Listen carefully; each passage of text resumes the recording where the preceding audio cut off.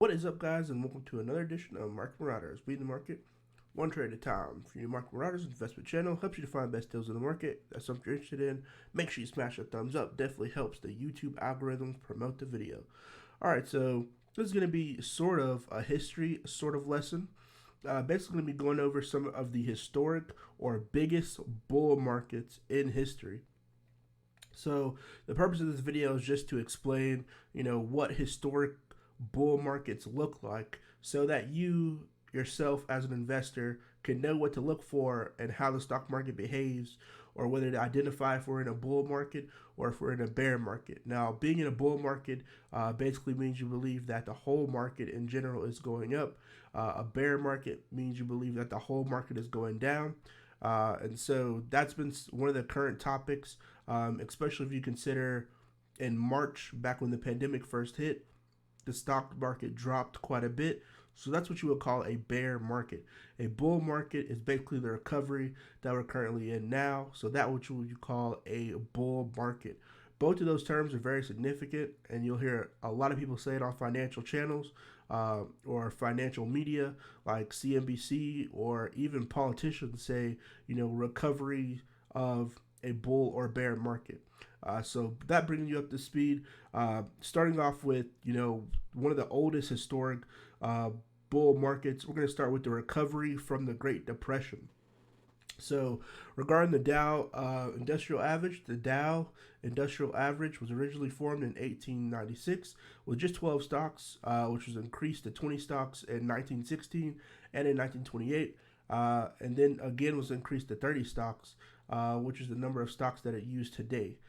So this is basically a history chart showing from the bull market. So this basically shows the Dow from 1932 to around 1936. So then we're going to go to more in detail into the bull market. So if we see on here, this is another chart that represents it. So it says the 1932 to 1936 bull market can be viewed in more detail with a 20-year monthly bar chart shown below. So that's basically what this chart is. It kind of gives you a bigger glimpse, and it shows you how far it actually fell during the Great Depression. So it fell pretty significantly low. So going to the chart below, says the above chart shows how the 1932 to 1936 bull market traded to new heights. In 1932 to 1936, the bull market is shown again, the 5-year chart cycle. So it shows it right here. So this is the end 1930 to 1931 where that bear market ended. If we see, there were fluctuations in between it, so it wasn't directly, exponential growth going upwards, but it did have some variations. But overall, it was bullish. So here's another portion on here. We see on here it says the 1932 to 1936 bull market started July 32 of 1932 and lasted for 5 years. The Dow Industrial Average gained around 400% during this period. So that's another percentage that people throw out when factoring how much it grows during a bull market. It definitely a measure that you all should look at when considering the market in current terms. The weekly chart here shows together with a 12-week moving average. So we see, it continued to grow after that, which is a fantastic measure, and pretty aggressive bull market. So going to the next one, this one is going to be from 1949 to 1956. So this is what I'm calling the post-war boom. So after the war, basically, this is what the stock market was.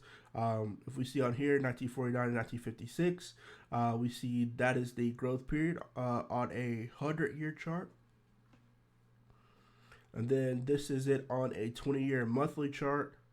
And then here again, the 1949 to 1956 bull market is shown again with an 8-year chart, weekly bar chart that provides more detail of the market moved up during the bull cycle.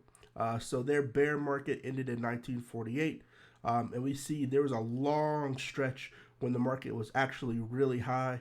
and it just kept going up. So this one went up, pretty significantly more than the previous recovery from the Great Depression. So to me, this was like one of the most aggressive bull markets in history, in my personal opinion. And then it says from 1949 to 1956.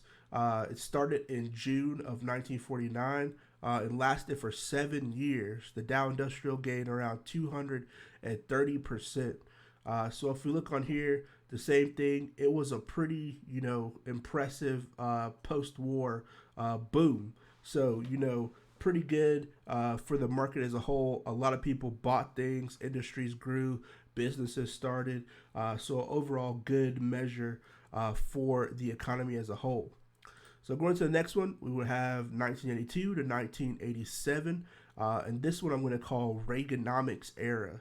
So this is kind of the Reagan market, if you want to call it. So 1982 to 1987. If we see the bull market detailed right here through this little section, this is on the 20-year monthly chart as well. We go down here below. The 1982 to 1987 bull market shown again with a 6-year bar chart, which provides more detail on how the market moved through the bull market cycle. So we can see on here, it ended in 1981 and then started in 1982 and went up significantly high from that period. So if we go on here, it says this is the weekly chart for it.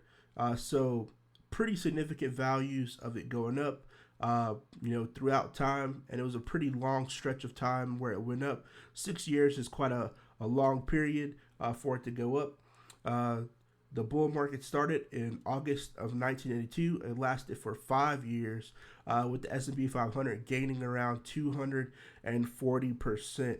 So a large, significant portion of the market grew after, their previous bear market that ended in 1981. So lastly, we want to go to the 2009 to present one. Now, this chart is not including March of 2020. So just bear in mind, March of 2020, we were in a bear market. That's when a lot of people sold off and when businesses and stuff started to close down because of the pandemic. But that is not factored into this chart. So just bear that in mind when looking at this. So if we see on here 2009 to 2020, the bull market. So this is after the crash in the home sector. So basically the real estate crash that happened. This is after that when the market started to recover. So the bull market, which started in March 2009, has been going on for around 8 years and has gained 200% thus far at the time when this was tabulated. So if we look on here, it ended in 2008, and then at the beginning of 2009, the market just continued to grow and continued to go up forward. So pretty good metric as far as bull markets are concerned, and definitely one for the historic records. So now that we've seen how bull markets behave, let's jump into Webull. If you'd like to sign up for Webull and get 2 free stocks, when you deposit $100 or more, I have a link down below. But this is my Webull portfolio, and I'm just going to be using it to explain the market and the crash. So that chart that we looked at, the last one, basically ended here. And then after that, if you know, or if you've been following, in March, a lot of people sold off. So there was a huge crash around March. If we see right here, March 27th, that is when the bear market began. So around February, the end of February to probably the whole month of March, the market just continued to fall, just continued to go down, denoted by, all of this volume down here. But if we look where we're currently at, it has recovered. So if we look where it ended at, it was at 346.38, and then it's actually gone above that. So the recovery has already happened. So right here, that's when the market was basically on sale. You could have got stocks for dirt cheap basically once that happened. And then the market actually went up to higher than it was before the crash. So, this is as of today, the time of this video, this is where the market currently is at. So if you look on here, it has recovered. It is bullish because it is above, both of these metrics. So that's where we're currently at now. And that's kind of how you view a recovery or a bullish market. So this line right here would be the beginning of the bullish market and the end of the bearish market. And then we can see right here that it has begun to go up. So this chart looks similar to the ones in the previous one, but you can use it to your advantage. So if you saw this go down right here in March and you were like, okay, what is it gonna do now? And you saw it start to gradually go back up, you could be like, okay, maybe we're in a bull market at the current moment. So then you could have looked in history and said, okay, what did the bull market recovery look like and how long did it typically last? And that could have been your measure for actual recovery of the market. So, knowing history and knowing, the historic levels for the market definitely can help you make more informed decisions and definitely help you when picking which stocks to invest in. So good luck to everybody trading out there. Hope this video helped you. Just a small history lesson and hope everybody's able to lock in those profits. See you guys next time. Peace.